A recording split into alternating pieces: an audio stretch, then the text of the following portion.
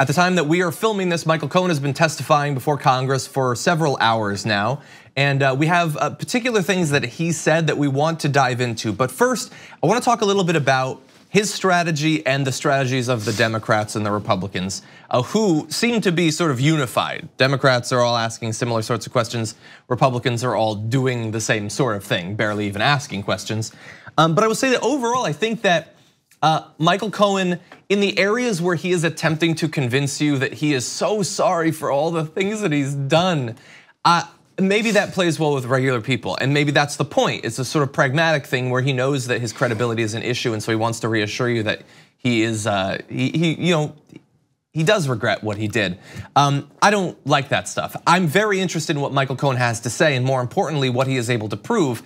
But I'm not changing my opinion about fundamentally who he is and who he has been. Right, that's what I'm wondering. You don't like that stuff as far as his mea culpas. You don't like. I don't buy it. Yeah, is it because you don't buy it, or because you don't think it's necessary? Both. I don't buy it. I don't think it's necessary, and I don't care. Okay. He will and should go to jail for what he has done. I would be perfectly happy if when he leaves jail, he recedes like the elves in Middle Earth to another place. Granted, they went to the good spot. He probably wouldn't do that. But he can go off into the shadows and just live the rest of his life. Probably will happen. He'll probably write a book and he'll probably do quite fine. I look forward to Ben Affleck playing him in the movie. But I don't need to hear from him once we know what he knows and what he can prove. That's what I was wondering, because that's what I was wondering, because I feel like I'm the cold-hearted one who always thinks someone's apology, especially in these types of cases, from someone so far up and so connected to people who've done horrible things their whole entire lives. I don't care if he's sorry. So yeah, the decision of whether or not he's gonna be his apology, or if he actually feels bad about the things he's done, it doesn't matter to me at all. Because if he's sincere, I don't care. Yeah. If he's not, I don't care. Give us some facts. That's why I was frustrated by sometimes the line of question that asks things that aren't based in the facts. It's like, so how do you feel about this? What do you think could have possibly happened? I don't care. I don't care what he thinks or possibly could have happened. I want him to tell us what happened and give us some concrete evidence as to how that happened. And look, he started off saying, I understand that I have a credibility issue. That is why I am bringing documentation. So I can show you the letters where we threatened schools to not release his transcript, which we'll talk about a little bit later on. I can show you the checks and who signed them to pay off mistresses who alleged that they had affairs with him. So yeah, to his credibility, his sincerity, I'm not that interested. But I do want to talk about the Republicans, because they are definitely not sincere. By the way, I can see that AOC is now visible on it. And if I miss her questions, I'm gonna be very angry. But the Republican strategy from the very beginning, from before Michael Cohen actually sat down with Jim Jordan, who should be facing his own congressional inquiry, and definitely decided not to wear a suit jacket to this to show how little he cares for it.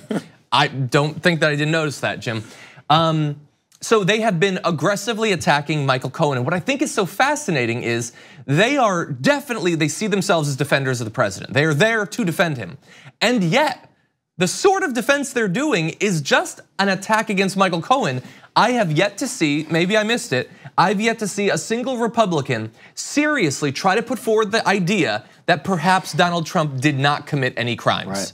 They seem to take it as a given that obviously he committed crimes. I'm not gonna try to convince you that that's not true. Let me see if I can also torpedo Michael Cohen as a distraction from that truth. It's a constant thing, and it goes from Cohen to Lanny Davis, I believe, yeah, his attorney. Who did he work for before? Whose connections has he had? How much is he getting paid? Who's paying him? Do you want a book deal? Do you want a TV deal? What is he gonna do next? How do you make money? Who got you here? How much does that suit cost?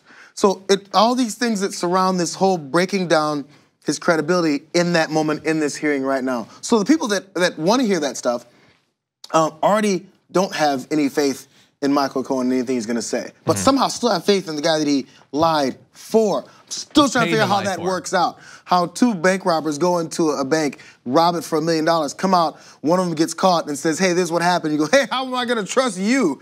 You're just the bank robber that we caught with the other bank robber that we saw on camera doing things together. Yeah, why did Donald Trump continue to keep him in his employ for year after year after year after year that he was a gigantic lying criminal, as you say that he was? That doesn't reflect at all on Donald Trump? It's telling when you don't want to actually get to the facts or dispel the things that were put forward. Yeah. When he shows you an image of a check with $36,000, $35,000 written in it with a signature. There's no question of saying, hey, we're going to compare Donald Trump's signature on all these documents that he signs, executive orders and things, and compare it to that check and see how different it is, because this is a lie. That's why you're not credible. None of that happened. Or even engaging in, why is it that the president was paying hundreds of thousands of dollars to silence women?